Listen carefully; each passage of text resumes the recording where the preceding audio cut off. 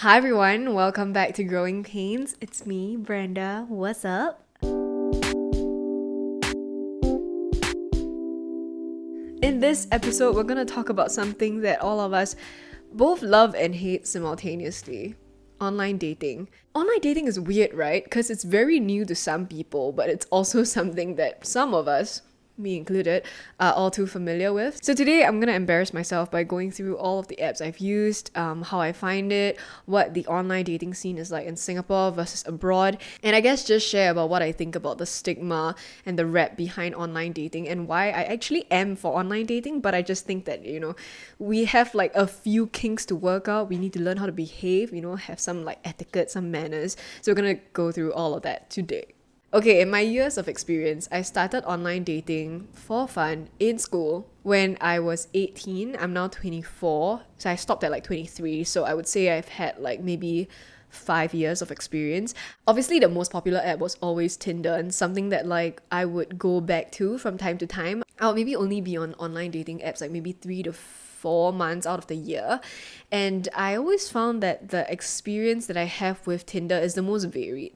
So I would have the best and the worst. And that's actually a huge reason why I myself, along with a lot of other people, feel like we prefer online dating to IRL dating or like in real life. Depending on what I want or need or I'm looking for, I can either go to Tinder for a quick hookup with like a straight guy, or I can also look for something else a little bit more serious with another girl on like, a lesbian dating site, for example. The apps sort of do that like filtering for you already, and then you can identify other people who also want to be on the app. Obviously, this doesn't apply to something as huge as Tinder because it's just such a mainstream app, but then that's its appeal, You get to meet people outside of your comfort zone, outside of your social circle, and you just get to have conversations with people you wouldn't really even bump into physically. I feel like it just takes out all the stress and the commitment of like going out to, be on the lookout to date people. And I also quite like the fact that Tinder sort of brings like people that you sort of know but not really together in a way that IRL just doesn't do. Like if I were to see someone like across the room, for example, and I sort of know that they're like my friend's friend, I wouldn't necessarily like strike up a conversation with them because there really is nothing else to say. But if you do meet this person's profile, you're like, oh my gosh, hey, I know you. Then you can sort of swipe and be like, hey, we're from the same like school last time, like blah, blah, blah. I've actually done that a couple of times. Like I've made friends with a couple of people that I feel like I just saw them around and like didn't really have anything to say. Obviously, you've already curated your Instagram to look exactly like how you want it to look and how you look like you're living. And you get to showcase these photos in your dating profile. You get to say exactly what you want to say. I feel like it's quite a nice way of like self-expression also, especially if you don't quite have it figured out. So some people like to use it to like discover themselves, like play up different parts of themselves and see. I find that I like to stick to what I know, so I pick the photos that I feel I look the best in, and then I talk about what I want to talk about. I used to put stuff in my Tinder bios that were like fun little like tidbits of information about me, but it was not exactly what I was the most passionate about. And I realized that the people that swiped me would start conversations based on that, and so I would have to talk a lot about whatever I wrote in my bio. And I was like, ooh, so I decided to like put the things that I'm interested in, just like one word. A lot of people do that lah, but I feel like that's actually quite a good way to let someone know you like instantaneously without them being like, oh, this girl, she seems to like stuff. And I'll be like, you know what, I like these things, like feel free to talk to me about any of these. So I find that actually worked pretty well, and that connected with people who wanted to connect with me to talk about these things. So actually, through the trial and error of creating your own like Tinder bios, Bumble bios, or whatever bios, right, you actually learn to define yourself a little bit better. You learn to distill yourself into like a bite-sized piece of information for people to like consider, and like, it's like a self-pitch to not only look and represent yourself in the best light, but also to attract the people that you want to attract. And all of these can be done absolutely anywhere when I look anyhow. You know what I mean? So there are some days where I just don't feel cute and I don't feel like dressing up, I don't feel like going out. So in those circumstances, like, I would be missing out on a lot of people. I wouldn't be, making the conversation because I just don't feel cute. I don't feel confident. But the thing is, when you're dating online, you always feel cute. You always feel confident because you're represented by your cute ass photos and nobody knows how you look like. To me, like online dating just gives me like the freedom and convenience of dating anywhere at any time, no matter how I look like that day. And let's be real, like I work from home. Personally, for me, what other options do I have to date? Right? So now I stay home 24/7, right? But pre-COVID, even when I did go out for events or meetings or anything else like that, I always went in the capacity of like my working self. I really had like zero opportunity to date, and I'm not a clubber, I'm not a partier, I'm not really even like a cafe goer. Do people like actually hit on each other in cafes? I don't know. How do people like date? See, that's the thing. Oh my god, I don't even know how people date. Even in uni, my major was theatre studies, you guys. There are like 2 straight guys there. Yeah, so with my lack of options to meet people IRL and like my situation in general, online dating solved a lot of these problems and provided me an outlet to meet people, not just to date, but also to like network, to get to know, and just to have some form of human interaction. It's really sad. Well, that said though, dating is putting yourself in front of a lot of people, waiting to be judged, to be interacted with, everything, right? And online dating really amplifies that to like the stage of the internet. And with that, the good does come with the bad. So there's a lot of like stigma and some pretty valid reasons on why people choose to not date online and choose to, stick to dating IRL. First of all, because of the sleazy rep. People have been hyper focused on sex in my experience, especially on Tinder. I feel there are some people that are solely on it for sex. They're focused on hookups, like quick fixes, instant gratification, even if it's emotional. I think a lot of people don't realize that like that kind of itch that you get from wanting to hook up or wanting to have a quick fix that's physical can also be emotional. So like a rebound, for example, or wanting to feel like there is some connection, some interaction. I know for me, like when I got into the depths of being like the most lonely, especially like when my career is taking off, but it's like really taking off at home and I'm not seeing anyone and like nothing is really happening. And so I found myself like going to Tinder for that quick fix, for an emotional connection really quickly. I just wanted to date someone. I just wanted like that kind of affection. I wanted someone to touch my hair. I wanted someone to like hug me and kiss me, So it's not always straight up like sex, but sometimes like it could be any one of these variants. And I feel like a lot of these people are here for all of these like very different, very nuanced, sometimes they're not even aware of it, like urges and needs. It'll also bring you the people that you've actively avoided, people that you have nothing in common with, and people that clearly don't want the same things as you do. Because there is a very high chance that you and whoever else is interacting with you don't have the same needs or wants or expectations. You end up having like cross lines, like miscommunication, misunderstanding, someone's gonna get hurt, or it's just gonna be a very unpleasant like interaction for the both of you. So you have to do that like filtering and that like discerning on your own, and that is a skill that you literally have to build up over years, and sometimes you still get it wrong. And I know for me, on the other hand, I'm quite pessimistic, especially towards like the end of how I was like when I was online dating, and almost scolding myself for even letting myself take the chance, right? But then if I don't date now, I'm like lonely, I like want to go out, I want to meet people. That sort of mentality, like that self-hatred or that feeling like I'm not worth having a good time, I'm not worth someone nice, I'm not worth like meeting someone who will treat me well and respect me at the very least. It was very depressing. I feel like it was very toxic, and it really affected me quite negatively in a lot of ways, because it's something so fundamental, right? It's a relationship. Like I said before, it's a connection that you want to make with someone, and especially for someone that worked alone and was as lonely as I was for a really long time. Like I felt like that was horrible. That was really bad. It was either isolate myself or get treated like shit. Oh, glad I'm not single now. And that's actually a huge reason why I couldn't stay on dating sites. I would have to delete my account by like the 1 month or 2 month mark, and then I would have to like dip and go, because it was just such a bad, unhealthy cycle to think about yourself and other people as well. I just felt like there were a lot of opportunities for people to disappoint me and for me to disappoint myself. Sometimes it's a battle of like who can care the least, who can reply the least. I hate that. Like that's just not me in general. Like I don't like playing games. I just don't see any charm at all really in like the ambiguity or like pretending not to care or not not texting on purpose to make the other person miss you more. That's ridiculous to me. And on the other hand, I also find it very freaky when people come in hard on the first, second date with like, do you want to be in a relationship? You're my dream girl, you know, you're my perfect girl, I love you, this and that. I'm like, what the hell? Because even if you are familiar with my videos and you know me, which at that point when these like statements were being made, I wasn't on YouTube, how can you really know who I am in like the first date, the second date, to the point that you can say that I'm your dream girl, that you want to marry me eventually, or that you even want to be in a relationship even, right?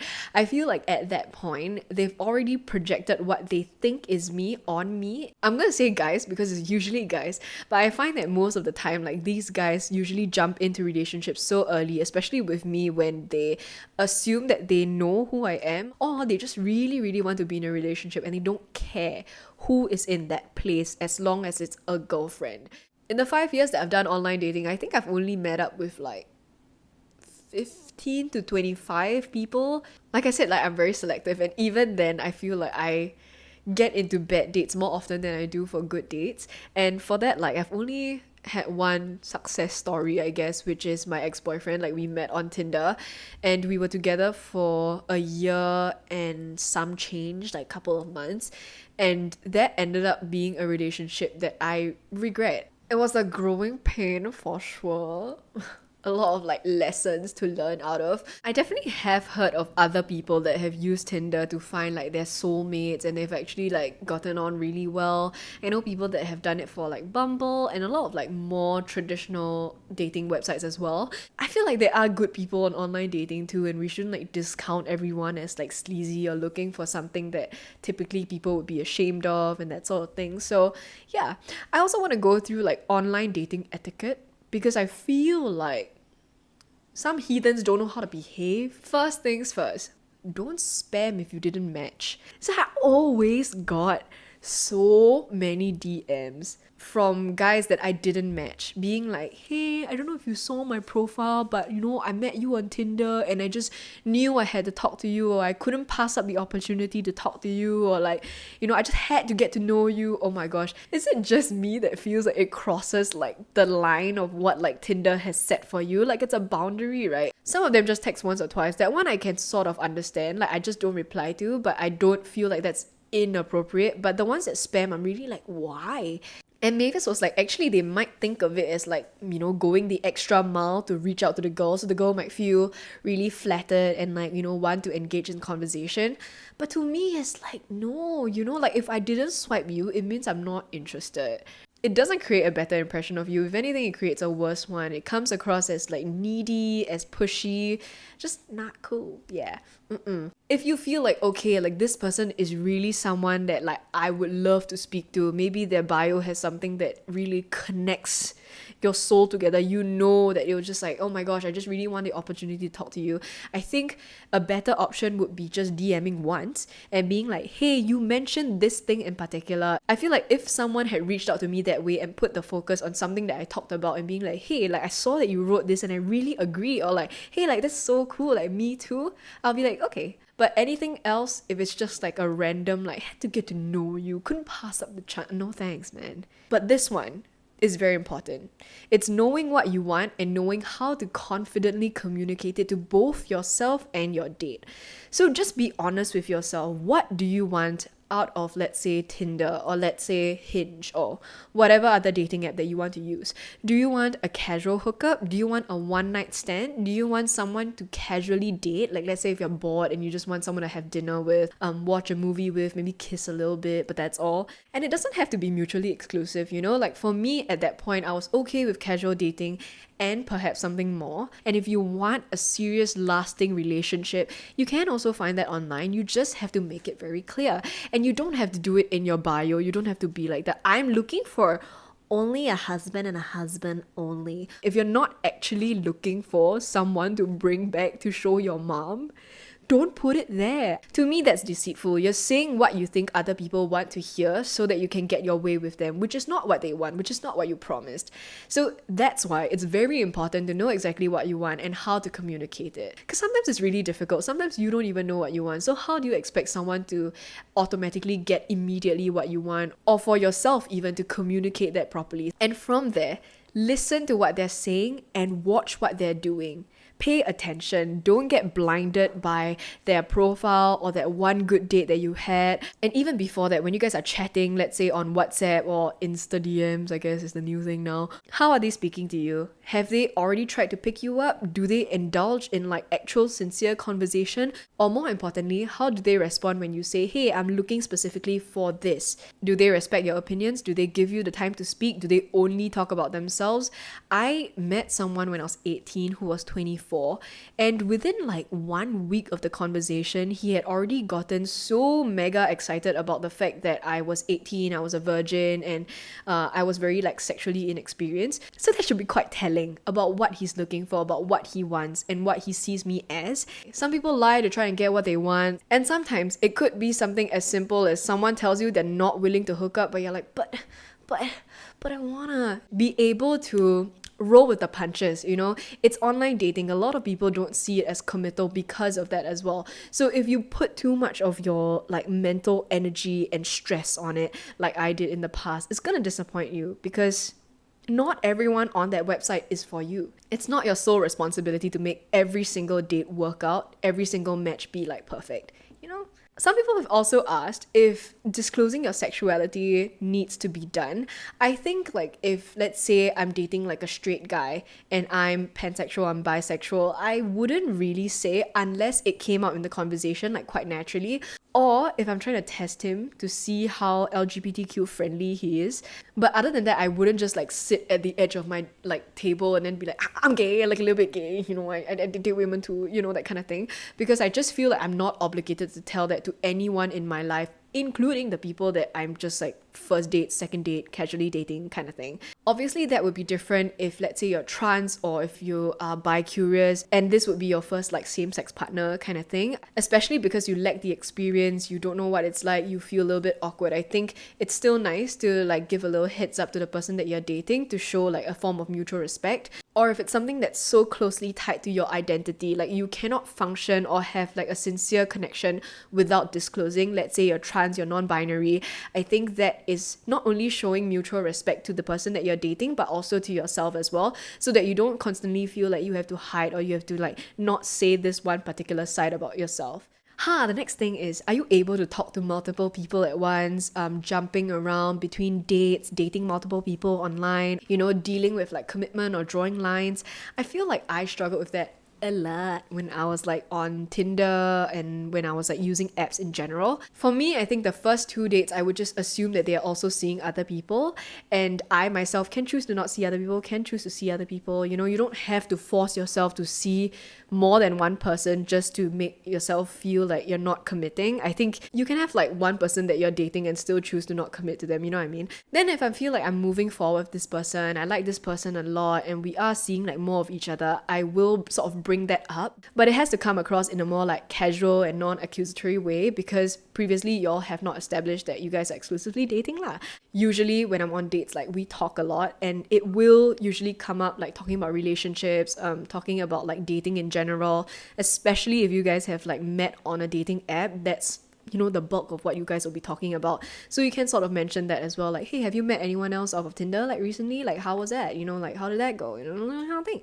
I don't think you should feel like ashamed for wanting to ask about it. I think it's quite a fair statement, especially if you've dated this person like a couple of times. How it comes across in tone does translate into how I feel honest they want to be about it. So if they see that you're a little bit stressed, or if they decide like, oh, you know, they might lose you if they say that they're dating someone else, they might lie and say that they're not when they actually are. And I feel like a better alternative would be just to be as chill as possible to get them to like tell you the truth, and then you can be like, okay, and you can decide what you want to do with that information like after.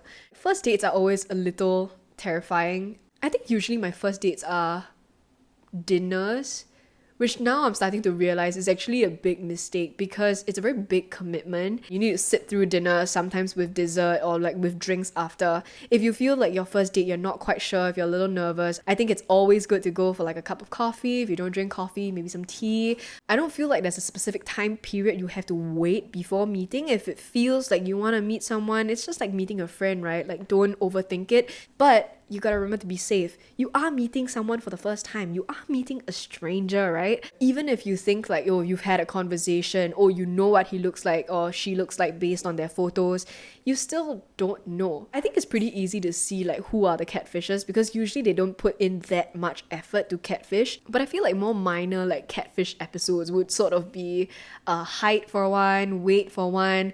The photos are taken like years and years ago and they look very, very different. It's a game of chance really. So you need to manage your expectations. You need to manage your expectations in terms of the way they speak as well. But also, again, trust your gut. If something is off, if it's not just nervousness or awkwardness, if something seems really dangerous, or if you at any point feel uncomfortable in the middle of the date, you are not obligated to stay. This is something I wish I knew right from the top, especially if they're making you feel uncomfortable. I know it's gonna sound ridiculous, but I would say have a game plan to know how to leave. Either set yourself up for an appointment, get your friend to call you, be able to text someone that can call you immediately if they ask, or set an alarm. You know, you can do those alarm that sounds like a phone ringing so that you can be like, I have to go. Okay, these methods might sound a little bit deceitful and a little bit hurtful, especially when the other person finds out that they're fake. But I feel like especially if you're young and you don't know how to communicate and you don't have enough like confidence to say this isn't working for me, who knows what would happen if you said that, you know? Like if they're already a little sketch, if they're violent, you know, if they take your phone number and they, you know, disseminate it, if you, whatever. I know I talk a lot about honesty, but I think you should always prioritize your safety above your honesty.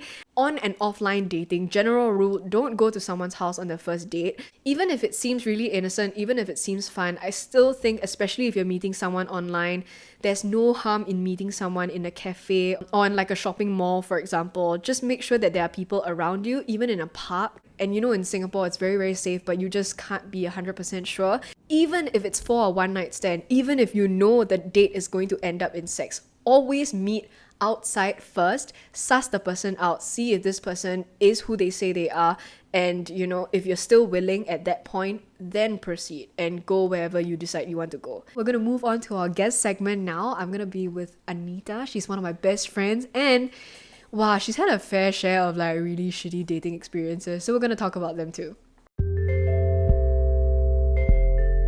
Alright, so now we're joined by Anita. You guys should have seen her throughout my videos. I feel like you've appeared quite a lot of times already on the channel. Yeah, I have. We've been through like a lot together, including a lot of like dating stories, online, offline dating. So we're just here to have a conversation about it. Cheers, girl. Red wine to set the mood.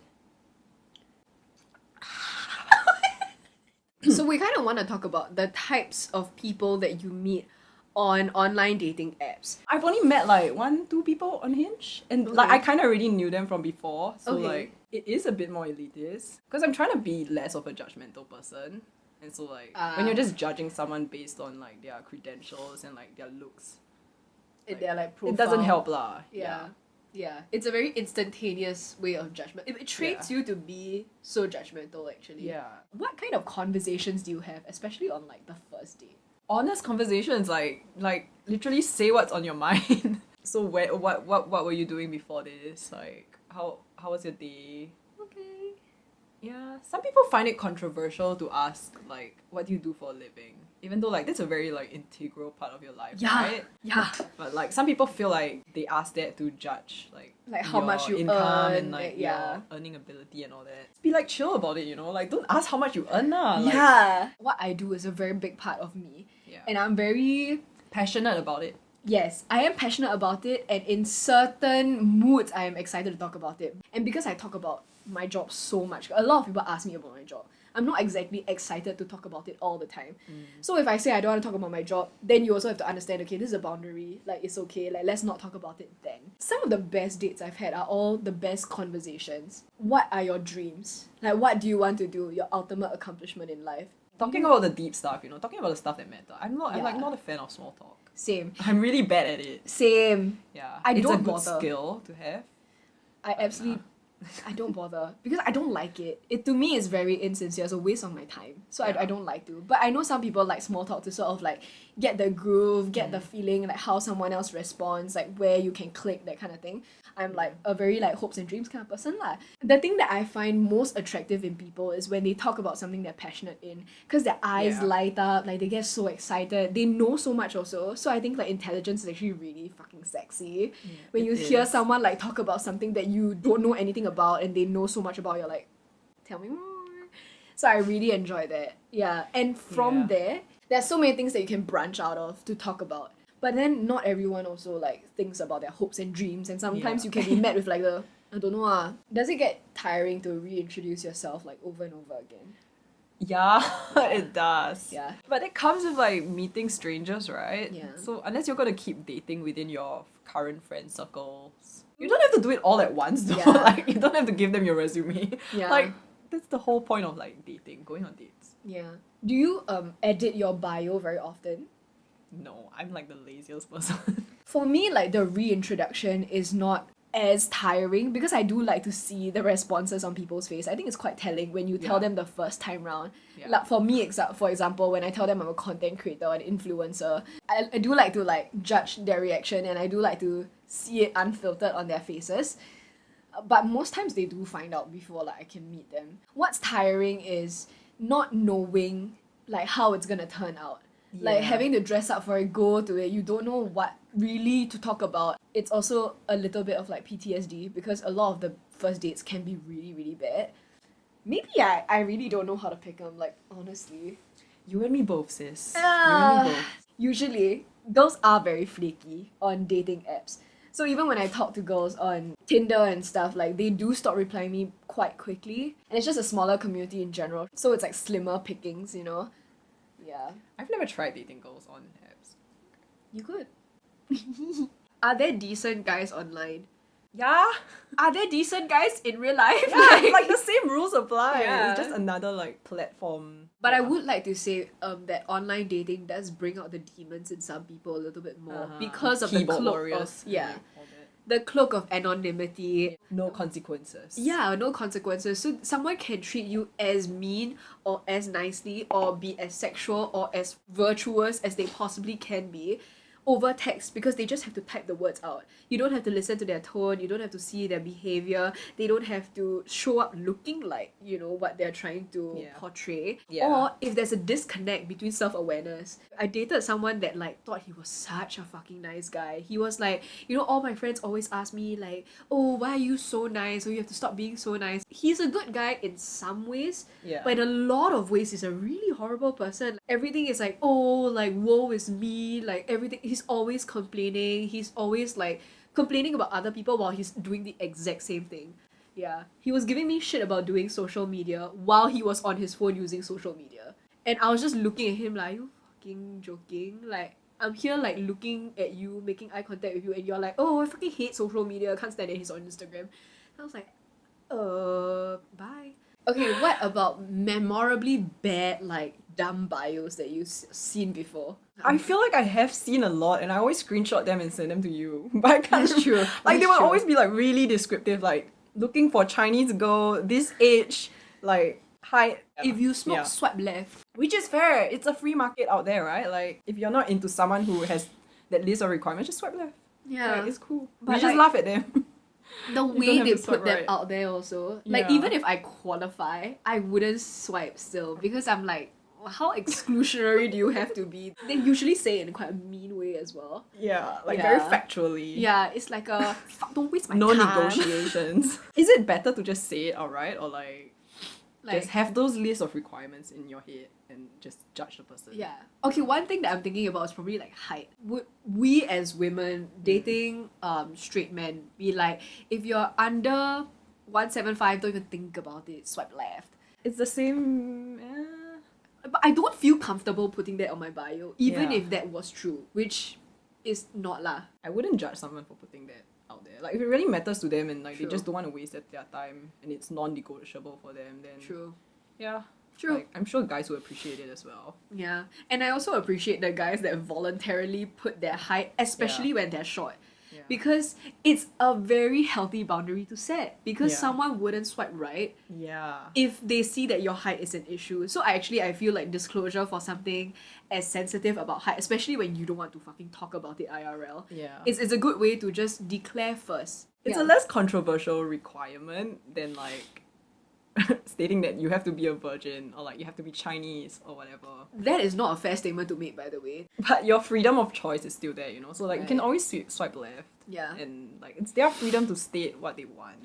That's true. As long as it isn't illegal. Maybe so, that's like, why online dating isn't for me then. Because I Yeah. really dislike seeing that. I really don't like the bios that say, well, tell our parents we met in the library. You're like going to Google and being like, funny bios to put on Tinder. Sorry, my I'm calling God. you out. But it's true because how are there like 17 people in one day I'm swiping that come up with that review system? The first time I saw it, I thought it was really funny.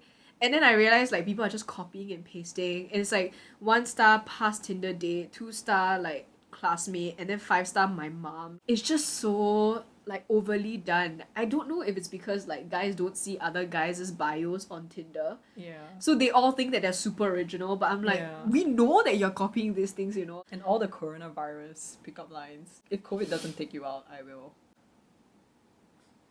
There are a few others, but I That's can't remember what they really are. strange. But yeah, I've seen that one like at least 5 times. Oh my goodness. More than 5 times. I feel like to have absolutely no bio is a very cocky way of saying, I think my pictures like speak for myself. Maybe they're just not that committed to the dating app, so like they can't be bothered True. to think up of a bio, like come up with a creative bio. Yeah. And they also don't really want to like reuse another bio. I feel like when I'm feeling very judgmental, or like when you're a very judgmental person, maybe online dating wouldn't be the best for you because like you face problems like that, you know, like you Are you see trying to say that someone's I'm bio. judgmental? You are being quite judgmental towards these guys. Yes. Yeah, but like based on like our past experiences lah, like we are not judgmental for no reason, you know. So Yeah. the reason why I am so judgmental when it comes to these bios is because I have been on dating sites since I was in J1 or J2. So whenever I go back, I see the same people, I see the same bios, I see people copying each other's bios. Obviously, I'm making a judgment. I'm not just Yeah. looking there being like, ah, so funny. So, ah, so funny. you get really jaded. Yeah, just like based on my bad experience, I feel like that actually protects me from encountering more bad dates. Yeah, I feel that way as well. Like I've been kind of off online dating because I just find it so tiring to like give someone a complete like fresh slate to start on, you know. It's a Yeah. survival instinct. You shouldn't Yeah. blame yourself for having a sense of judgment. Yeah. That's how you decide what is good or Yeah. healthy for you or not. Yeah. But it's good to have control over it. Yeah. It's good to also question yourself if they Yeah. show you otherwise. Yeah. Think But- critically. Exactly. Critical thinking. Yes. I feel like women always like tend to check ourselves, to keep our biases in check, to keep our bad experience in the past like in check, to make sure like, okay, maybe this one is different. Yeah. I feel like we always give the benefit of the doubt. So at a certain point, if you feel like you've given this person enough chances, like that guy that I was telling you about, the one that is like, I'm so great, like, I'm so nice, and then Yeah. it's like, oh, why is everybody like, Yeah. I gave him like 4 dates, sis. Like, I really, and every single time it got worse and worse. The first date was actually great. Yeah. Then the second date was a little, dude, he made me wait 2 hours. He was supposed to be done with his work already. He made me sit there and wait for him for 2 hours until he was done. And it was Valentine's Day. And then he refused to hug me afterwards because he said he was sweaty. And then like, it was all this like he was weird- sweaty or you were sweaty? He was sweaty. You made me wait there for 2 hours, then you don't even want to hug me to say hi. What, you want to shake hands? He would only talk about himself. He would never ask me about my stuff because I think like he didn't respect what I was doing also. And then after a while, like, I just told him I wanted to call it off.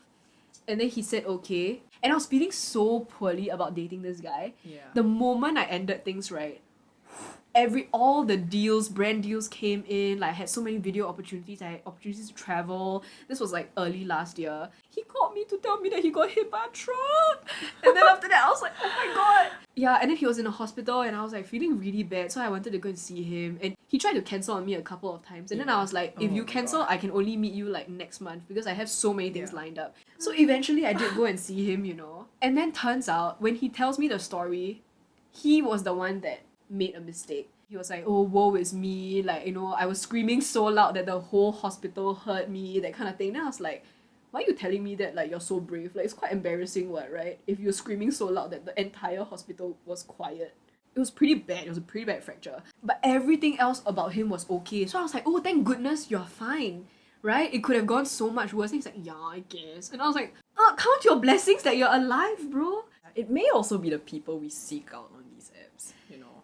I feel like we have a tendency to, like, seek out people who may treat us a certain way. Like, in the past, more so in the past than, like, right now. Yeah. I seek out people with great personality.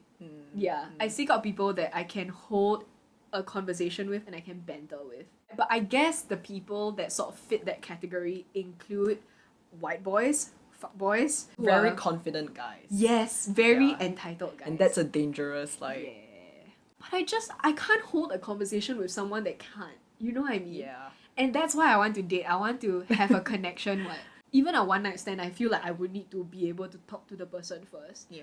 Is that so much to ask for? A conversation? Well, you got Mavis. Yeah, Mavis is great. You've seen 2 of the worst, like, Tinder dates on my story time. So at least that's a good thing lah. Like, I go through the pure horror and pain of these bad dates, but then at least I can...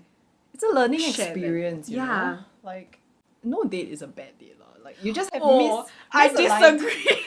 No. Okay, I wouldn't call the date itself bad. Like, you just met a shitty person, you know? Or, like, someone who your interests are misaligned. Your expectations are very misaligned. Okay, I guess that would make it a bad date. Yeah, I think it's okay to say that you've had a bad date because there are going to be bad dates. There are going to be good dates and bad dates. It's like days. You're going to have good days and bad days. You're going to be super happy and going to be sad. I think it's important to acknowledge that these dates are bad and to know what you didn't like about it, what made you feel uncomfortable, and how to not let that happen again. Yeah, learning experience. That's Exactly. where that comes in. Exactly. Yeah. Exactly. You cannot say that I have no regrets in my life because every decision, even the bad ones, are like right decisions. No, sometimes you just make the wrong decision. Yeah. I know for a fact that I've made several wrong decisions. I have to acknowledge that these are decisions that I made in folly. You know, I thought that they were probably the right thing to do, probably a good thing to do, but they were not. Going on those dates for one, and then I just have to learn to be like, oh, this is absolutely not. It's quite important, like, I feel, to take away from good dates and bad dates, being like, what did I enjoy about this? What did I not enjoy about this? Yeah. How could it have been better? How could I have been better? It takes 2 to play at this game. Exactly. Yeah. So what are your other worst dates? Share. So do you want to go into this? Yes, let's do it. Which one? So The worst or like weird experience? Ooh. Okay, so I went on this date with this guy who turned out to be high. Which was like really unexpected because, okay, he's a teacher and he's like older, maybe like 28, 29. And, like, we really got along over messages and like text. And then we decided to meet. And he was like really quiet in person. And so like I did most of the talking, which is difficult for me because I don't really talk a lot. How did he Which doesn't physically like look? Was he making He was eye just very contact? like quiet and like just look at me and like nod and like, Oh. and I was like, okay. Like, I was really just enjoying the food, like, at that point. It was so bad. Decided to give him more of a chance, and like, we went for drinks afterwards. He started to trust me more, and like, he figured out that I was quite liberal, and I wouldn't judge him for it. Okay. And yeah, he told me that, like, oh, he's doing an experiment with his friend. He decided to go on a Tinder date high, and like, see how the girl would react. That's crazy. But like, I laughed it off lah. Like, I didn't take it very personally. Like, it's an experience. It's a good story to tell, and like, I wasn't very invested in it. Oh, so okay. Actually, I ended up dating this guy for quite a while.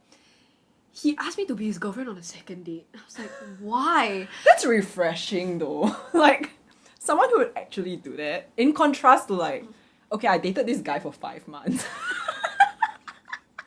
We never held hands. Oh my god, like, It was so sad. oh wow.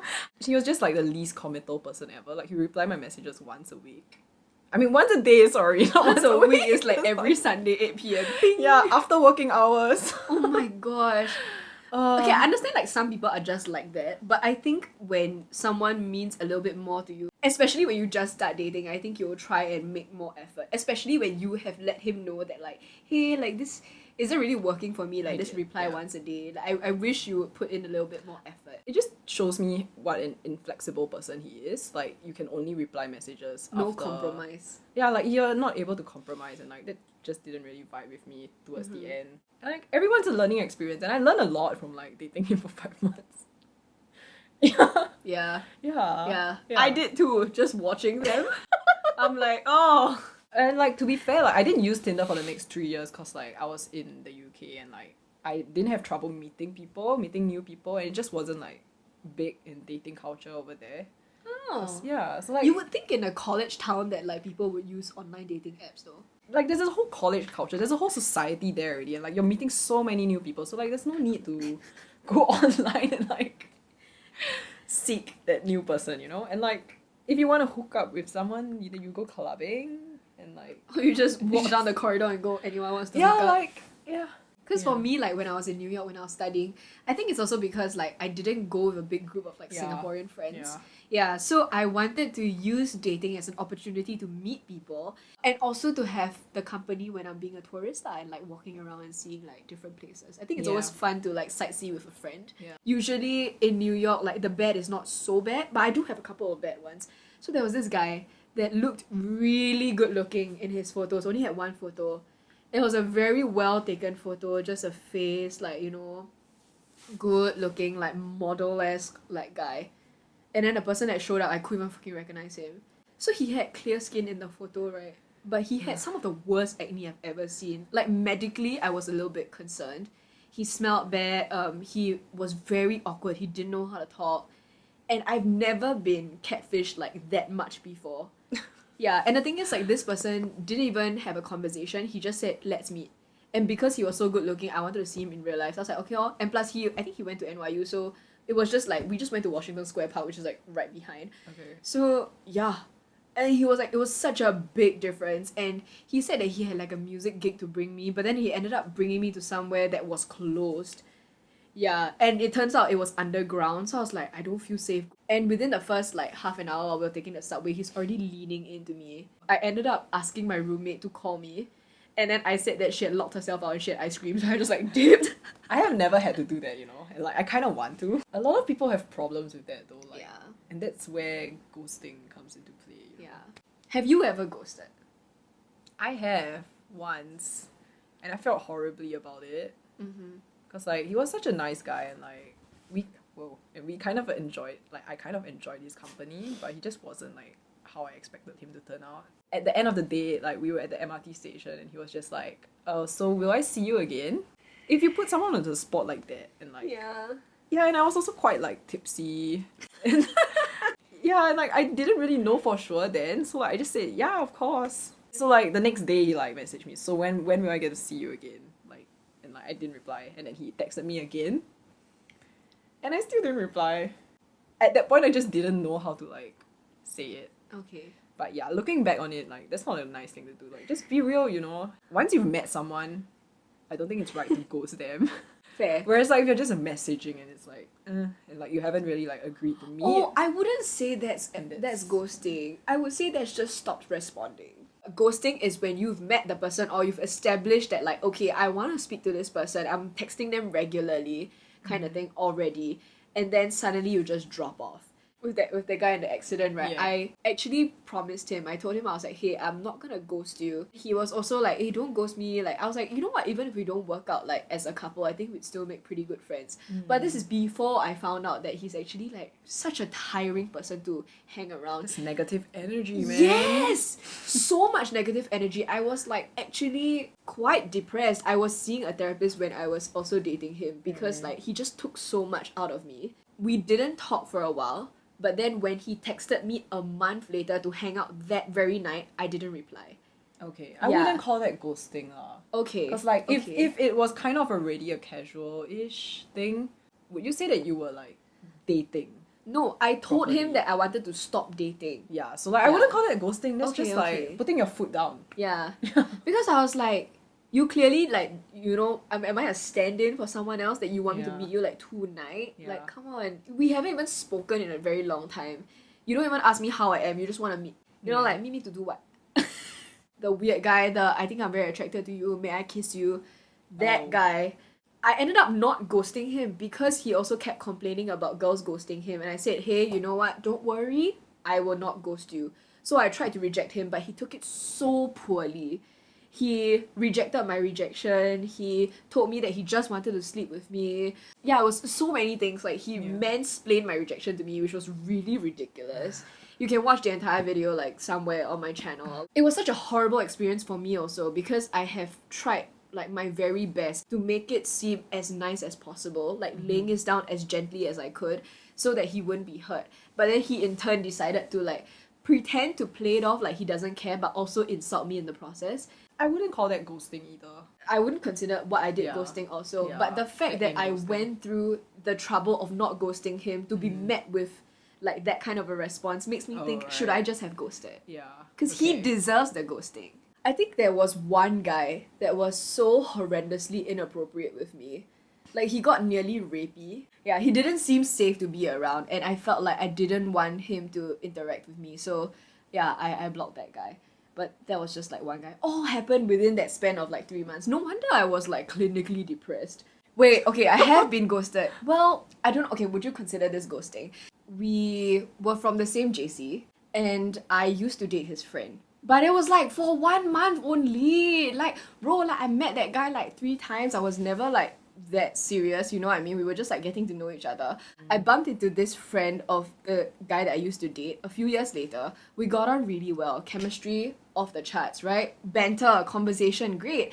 And he's very unlike the usual like fuckboy types that I feel like I instantly like gravitate towards. So I really liked him because I thought he was quite chill, like quite down to earth. So we hung out for food once, and then like I would say maybe 6 months later we hung out again. We never established that we were dating. Like we were talking about dating. That gray area. Yeah. We didn't have physical contact at all. After the date or the lunch or whatever, like he suddenly just stopped replying. So then I was I was very perturbed. Also because I was like, I wouldn't mind dating this guy lah. Like, we get along very well. After everything I'd been through earlier that year, this was the closest thing that I had to a date in like months. So I was like very like disheartened. Yeah, I was like, what is going on? Like, aren't we like friends? Like, at least, you know, like I didn't think that we were dating, but we didn't even establish that. So why would he ghost me? This is someone that I feel like I bump into a lot. Yeah. And I don't leave my house very much. So it's kind of weird how often I bump into him. So like, I don't know lah, maybe in my head it was like fate, like don't know what. So I was like, and I really like talking to him. Like, how can I lose before I even enter the game? You know what I mean? Like, I didn't realize I was playing. My friend was like, yeah, this happens like quite often. Cause, you know, it's just a sense of like options and entitlement, I guess. Yeah. And also like maybe he's just taking it very casually. But like, even as a friend, wouldn't you be like, alright, TTYL, like... It is a certain behavior that comes from going to certain schools and like just growing up a certain way. And they're not necessarily being assholes about it. Like, they may not be doing it like intentionally.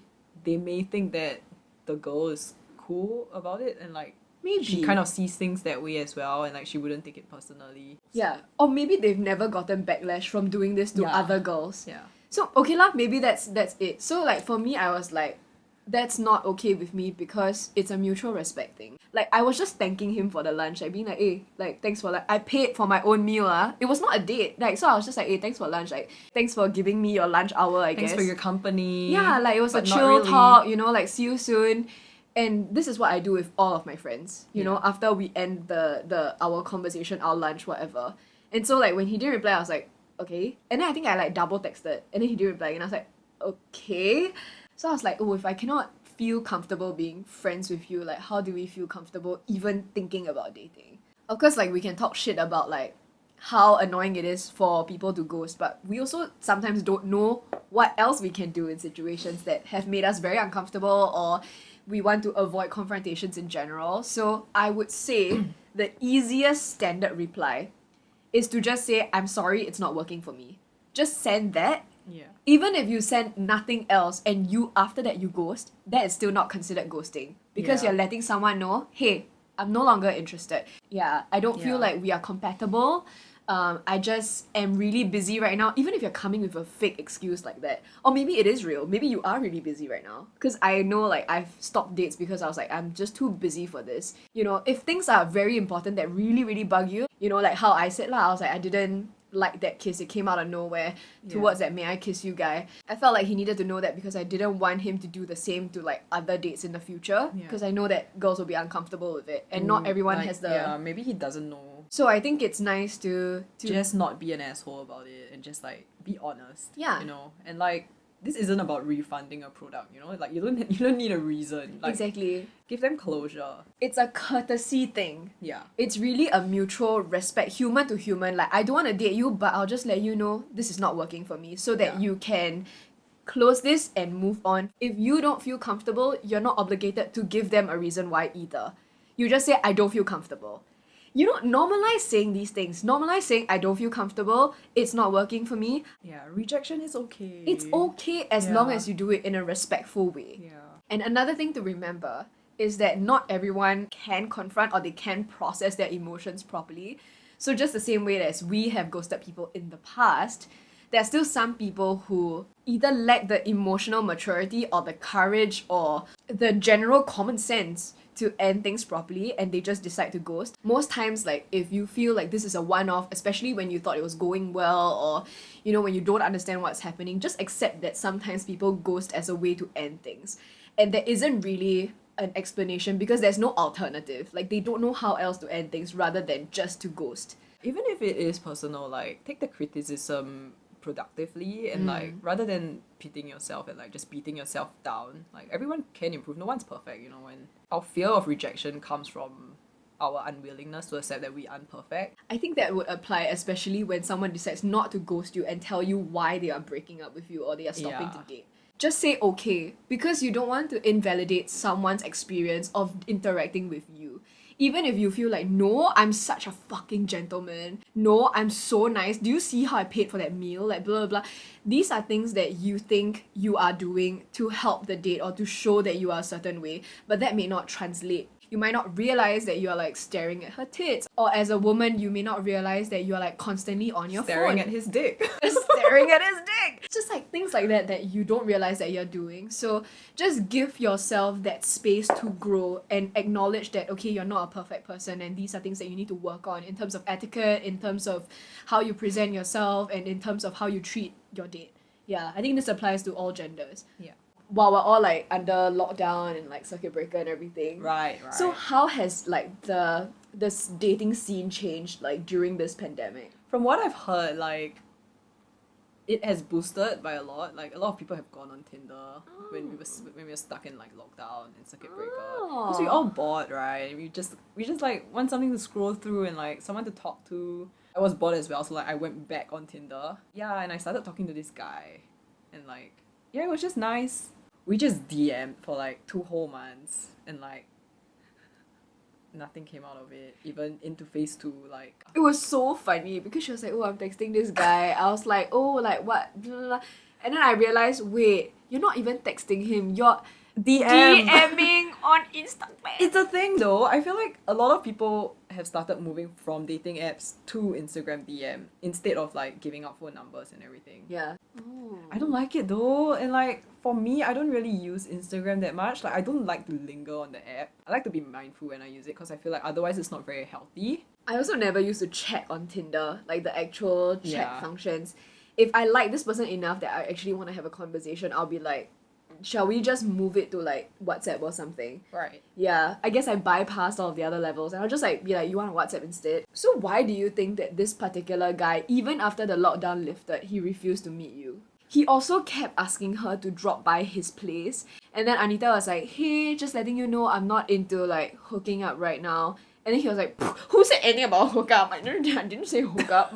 you think I'm that kind of guy? He got so offended by my very reasonable assumption. Yeah. Like, in the whole context, right? Like, we met real. on Tinder. Yeah. Yeah, we chatting on Instagram DMs. Like, I know it's perfectly normal to like expect to hook up or like want to be looking for a hookup, especially like right after lockdown. Yeah. So like I was just like candid about it lah. Like, by the way, I'm not looking for a hookup. Yeah. And it just died off, man. So they never met. 2 Yeah, I months didn't of mind. talking every single day. Yeah, I didn't mind like just going out for a drink and like getting to know each other, you know, like as friends. Yeah, but the Not fact as his that place. I yeah, want to go to his house. don't. Yeah. Have you actually ever had a first date like post circuit breaker in this like pandemic No, I time? haven't. Yeah. No. I mean, obviously, I've never also lah, so I don't know like how. I wonder how it's like. Do you think Yeah. it'll be very awkward, like with I the think mask on and everything? People are still doing it. Like from what I've heard, lah, like my friend has been going out on dates and stuff, and like you just wear a mask, then you go to a restaurant, sit down, take it off, and like just talk. And then is that a reveal? normal, You're like, like, ding ding ding ding. This is my real face. Here I'm Am I a catfish? lips. Now we're moving on to the Q&A portion. Woo! We gotta do this really quick because I'm losing my voice. I hope you guys enjoy this like sexy, sore throaty voice. First question: how to answer what are your hobbies when you have no hobbies? I'm pretty sure you have a hobby. Same. Like regardless of what, even if it's something as simple as watching Netflix, like that Yeah. is a hobby. Yeah, or like playing computer games. Yeah. You can't spend your life like 24 hours in a day doing like solely productive things or solely work. You have to Yeah. do something that's outside Even of it. then, you're probably like crying on the side, and maybe that crying is your hobby. You also don't have to think about hobbies as something that you commit to like on a daily or even on a weekly basis. Yeah. So let's say my hobby is painting, but I paint like Yeah. once every few months. Yeah, because it's just a very big project for me. Yeah. But I truly enjoy it and it's Yeah. something that I savor. So if someone asked me what my hobbies are, I would say painting still, and I would say a bunch of other stuff lah. But it doesn't have to be something that you are a master at if you do it like super regularly. Even if you like night cycling but you only go once a year, you can still say that I really enjoy night cycling. Yeah. It's like just something you're interested in. Exactly. It's And- just a conversation like jump off point. And Yeah. if you feel like you cannot sustain like being in this like hobby centric thing, you can just be like, oh, what are your hobbies? Like Yeah. like, you know, bounce it back. It's banter. It's just like ping pong, you know what I mean? Or like, what do you want to do in the future? Yeah. Like, what hobby would you like to pick up if you have no Exactly. hobbies right now? Exactly. What to do about the cheaters looking for a side girl? You know, there are so many. tell their adult- girlfriends, become best friends with them, That's true. go out for That's- drinks. That's a really good plan. Yeah. Someone else also told me, this is an adult friend. She's quite a lot older than me. I think like 8 to 10 years. Apparently, it's a group chat of these wives. Because the guys are close friends, so the wives have a separate chat. So one day, one of the girls in this like wives chat, right? She actually created a separate account without one particular girl and had sent a photo of that one particular girl's husband's Tinder profile To the chat. to that chat to be Oh like, God. oh my god. Another mutual friend had found it and screenshotted it and sent it to her. So when she posted it on the chat without her, she was like, what do we do? Like, do we tell Yeah. this like lovely Ruin her perfect Naive lady. illusion. one of the wives had told her husband about this. So Okay, the husband okay, is the okay, friend, okay, right? okay, okay. So the husband confronted the guy. Was Okay. like, why are you on Tinder? Okay, then. He said, I never speak to anybody. I just wanted to use the site for fun. Like, just to see what's out there. So we don't know if that's actually true or not. Like, Yeah. no one actually knew if he had Unless actually you met check. anyone. How do you check someone's account like that? He probably deleted it the moment he got Okay. confronted, right? Yeah. So I don't think the wife actually knows till now. It depends on whether you know the cheater, or you know the cheater's girlfriend, or you don't know them and you are the one being hit on. Yeah. I think there are like different perspectives to be in, and it can be quite difficult to navigate around that. I have come across a number of attached people, friends, on Tinder. Yeah. Some of them I'm not so close to, so like I just tell a mutual friend and like ask whether like they're still together. Cheaters will cheat. And I guess online, you have the comfort of anonymity and like the privacy to allow you to get away from your girlfriend or whatever it is. If you know their partners like personally, I think it's okay to ask. Yeah. To be like, are y'all still together? And then they'll be like, yeah, why? Then they'll be like, oh, I'm not sure if I saw like this person on Tinder. Because sometimes it can also be like a catfish situation. Yeah. You don't want to accuse someone like straight up. You want to sort of give them the benefit of the doubt. Yeah, but if you do manage to have a conversation with them, even better. If they can identify that that's them before you sort of confront it. It's kind of a personal decision also, like Yeah. whether you want to interfere or not. Yeah, But I think it's good to give the person an option yeah. on what they want to do with that information. But it's also important not to be like so accusatory and so aggressive lah, because you Yeah. never know what sort of an arrangement that they may have like behind the scenes. Yeah. We have to normalize the idea of open relationships too, but it has to be Yeah. consensual lah. Yeah. Have you ever tried finding a sugar daddy or mommy on these like dating apps? Through dating apps? How do I feel like everything will be a scam. Like I don't trust it. There are actual platforms dedicated For- to finding yeah. sugar daddy. So you wouldn't like go to Tinder for a sugar daddy. I think especially when there are quite a number of people on Tinder looking for sex for free, and then Yeah. here you are like asking for an allowance and everything. I don't Yeah. think that would be very successful lah. Even with like most sugar daddies, like they don't usually expect or ask for sex. They like just Really? pay for your company. Yeah. It's not necessarily sexual. Sometimes it can just be like friendly, but you set out your terms at the beginning. So like I have a friend who has like a few sugar daddies. Oh, nice. So like she goes out on like fancy meals. Like it just depends on what So you she want, just you know? looks pretty. She doesn't have to sleep Yeah, with you them just or have to anything. like look nice and like talk to them and like just Smile. yeah, just smile or like just be company for them, you know? How do you ask for the money? What if they don't pay? It's a very like formal thing. Like Oh. it's almost contractual. Like you set out Oh. the terms at the beginning. Okay, maybe we can pick Yeah. this up in a separate episode. It's quite interesting. I want to hear more also. Yeah. Have you ever used dating apps for networking? Especially if a guy has an interesting job. So like I know, oh my god, there was this damn funny. Someone had tweeted a screenshot of a Tinder bio. It was a girl being like, "Hi, I'm selling insurance. I know you're not very interested, but just let me like pitch to you. It's if you don't like insurance, we can also meet for coffee. I can just kind of talk to you more about She's it. looking out for you, man. But yeah, just can you get you insurance?" And I was like, oh my god, like she's really hard selling. But I'm like, gotta respect the hustle. But is this the right platform? You know what I mean? I wonder if this girl has actually gotten like people to sign Yeah. for insurance like from Tinder, because it's like quite interesting. On the other hand, like, because I have LinkedIn as well, and I use LinkedIn, like, and I have had friends who have had people slide into their LinkedIn DMs. Oh, all the time. Yeah. All the time. Yeah. It really doesn't work. They It always does, say, though. Really? It does. Okay, it worked in that one chance, but they Yeah. already sort of knew each other before, right? I guess it's more common for people to, like, want to meet up for coffee and Yeah. stuff like that, and, like, talk about lives, get to know each other and your work. Uh-huh. So, like, Right. it's kind of like a starting point. Right, To start from, like, a professional point and then, like, go into the dating aspect. But this is assuming that you guys have things in common to talk about. If you are looking for friends on dating apps, you can also do that. On Bumble, there's a BFF sort of function where you can look specifically for platonic friends. I don't know if Tinder you can do that too. No. But if you are on it simply for platonic reasons, especially if you're attached, or if you're on it for networking reasons, I think it's quite important to declare it. So like the girl with the insurance, right? Mad respect. Because she said it already, what? She was like, actually I already have a boyfriend, but insurance, buy my insurance. It might seem a little cringy, but honestly, it's quite a respectable thing to do, to have it declared and to know that your Yeah. intentions are being made clear. Yeah, I have come across profiles where, like, guys are like, oh, I have a girlfriend, I'm just here for, like, networking. Oh. Which is, like, fair. But what if that's like a ploy to like get their girlfriends to look away? Then the girlfriends are checking their phone, they're like, ah, okay, it's for networking reasons. But I always think it's good to declare lah. Yeah. Yeah, whether you stick to that declaration or not, it's like another thing. Last question. We thought we would end this on like a fun little note, because like this question really warmed the cockles of our hearts. So the question is having Hotpot for the first date a bit much? I think for me it's actually okay. I like a first date where I feel like I have the appetite. I mean, sometimes you'll get nervous and sometimes you won't have the appetite. But to me, like an ideal first date would be one that I am so comfortable, that I can be myself, that I can eat freely. And I really enjoy Hotpot. I love like soup. I love like choosing my own ingredients. And I think you can tell a lot from like what someone likes also in the food. Yeah. Not in terms of personality, but just what they like. I think it's quite interesting. A lot of things to kind of like talk there's, about. there's nothing wrong with having hot pot Yeah, per and se there's- for the first date. Yeah, Like, so many things to do also. You gotta like, you can Yeah, cook for each other. Quite it's a cute whole one. experience, you know? Yeah.